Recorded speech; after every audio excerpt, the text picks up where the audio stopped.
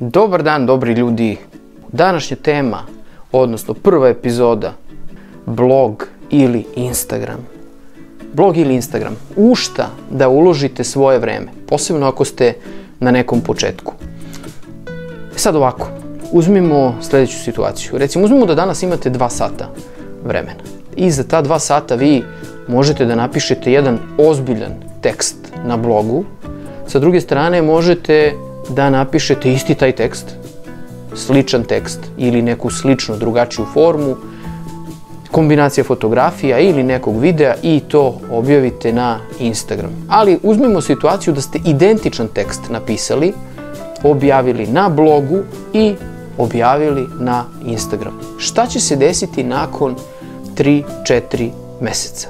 Nakon 3-4 meseca vaš blog će biti indeksiran, u prevodu skeniran od strane Google-a i Google će vaš blog, odnosno vaš tekst uvrstiti u svoju bazu tako da sutra, ako neko to bude pretraživao neke slične ključne reči ili sadržaj koji je sličan vašem tekstu, postoje dobra verovatnoća da će doći do vašeg teksta.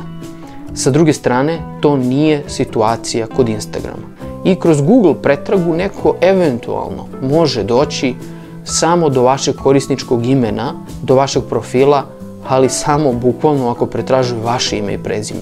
Dok je snaga onog teksta objavljenog na blogu daleko veća zato što je pod broj 1 i najvažnije indeksiran od strane Google.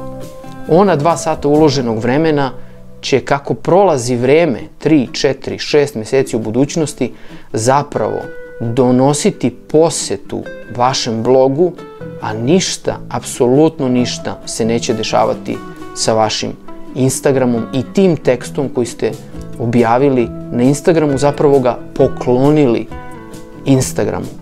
Nije mi cilj da sad napljujem Instagram, samo želim da vam otvorim pogled na to koliko je zapravo značajno da tekst, svoj tekst koji ste pisali, imate objavljeno na svom sajtu, odnosno svom blogu, koliko to puno znači.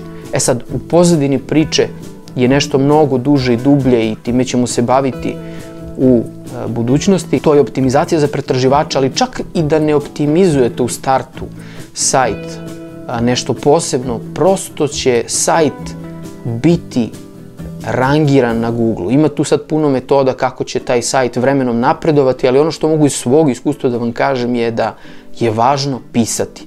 Što češće budete pisali, ali kvalitetne, duge, sadržajne, pod broj 1 korisne tekstove i što vam tekstovi budu međusobno povezani. Recimo, ako pišete na temu putovanja, da jedno putovanje bude u jednu zemlju, drugo putovanje, odnosno drugi tekst sa putovanja iz neke druge zemlje, to će imati smisla. Ako pišete neke šarene stvari, jedan dan putovanje, nakon toga pregled nekih sportskih dešavanja i tako dalje, tu nemate baš tu povezanost, nemate tu nit kao kada se stvarno držite teme. Puno toga ću u nekim narednim videama bazirati na svojim materijalima, odnosno na svom sajtu Putuj.rs, a sada ću vam samo na kratko pokazati statistiku sajta i ovo što sada vidite na ekranu je zapravo statistika teksta koji je napisan za neka, recimo, 3-4 sata, naravno nakon putovanja, i vidite kolika je zapravo poseta tog teksta nakon jednog dužeg vremenskog perioda, u ovom slučaju recimo godinu dana. Nešto u što sam ja uložio da bih napisao 3-4 sata, sada ima ovoliko veliku posetu i ta poseta konstantno raste, konstantno se taj tekst čita zato što je visoko na Google-u. Čak i da nije visoko, opet bi ljudi na neki način došli do njega. Za neke fraze jeste visoko na Google-u, za neke fraze je 3. 4. mesto i vremenom, kako vreme odmiče, taj tekst, ako je zaista koristan, ako ga ljudi čitaju, ako se ne desi da ljudi samo dođu i odmah izađu sa teksta jer je nešto bez veze, vi možete samo zapravo da napredujete na Google-u. Naravno, zavisi od vaše konkurencije, ali daleko ste boljoj poziciji nego sa istim tim tekstom, da ste takav tekst samo objavili bilo u galeriji na Instagramu ili kroz Instagram story.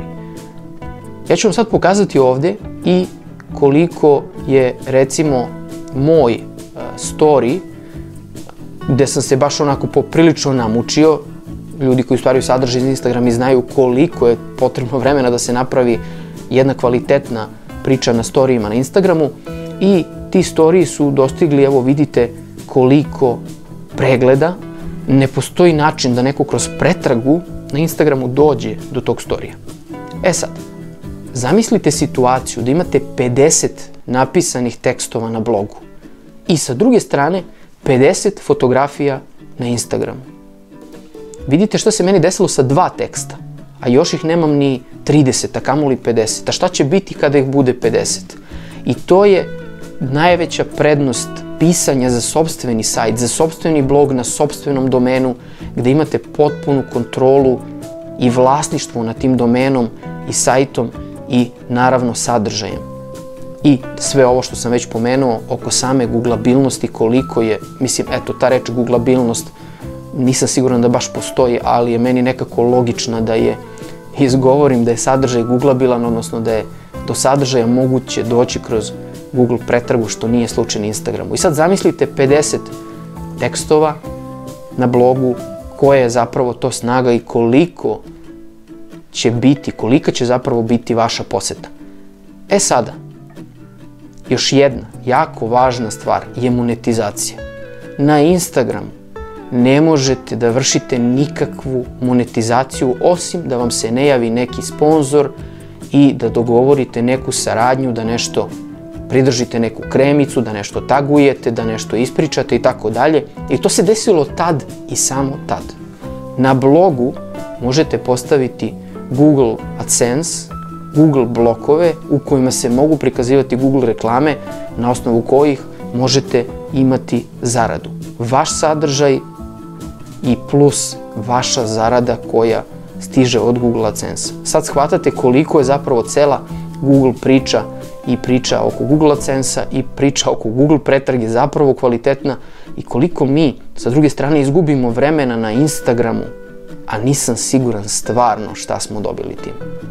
Da, bit će ovdje raznih komentara, to znam, gde će ljudi reći koje su prednosti Instagrama i sigurno da ima puno prednosti Instagrama, ali ja hoću da vam otvorim oči da vidite ovu stranu priče, koliko ulažete vremena u taj Instagram i šta dobijate, a sa druge strane šta možete dobiti pisanjem za sopstveni blog na sopstvenom domenu. Ja bih sada samo još zaključio priču time da je blog jedan otvoreni sistem, vidljiv ne samo Google-u, i Bingu, i Yahoo, i svim drugim pretragama, gde ljudi mogu doći vrlo lako do vašeg sadržaja i kako protiče vreme sve lakše i lakše. Kod Instagrama je potpuno suprotna priča. Instagram je jedan vrlo zatvoreni sistem i vremenom je teško, posebno danas je teško doći do novih pratilaca i još teže napredovati, to mnogi od vas znaju. Ako do sada niste razmišljali o blogu, počnite da razmišljate o blogu. Biće jedna posebna tema i poseban video samo o blogu i o tome kako započeti svoju, da kažemo, karijeru ili blog kao hobi ili blog kao posao. Hvala vam puno na izdvojenom vremenu.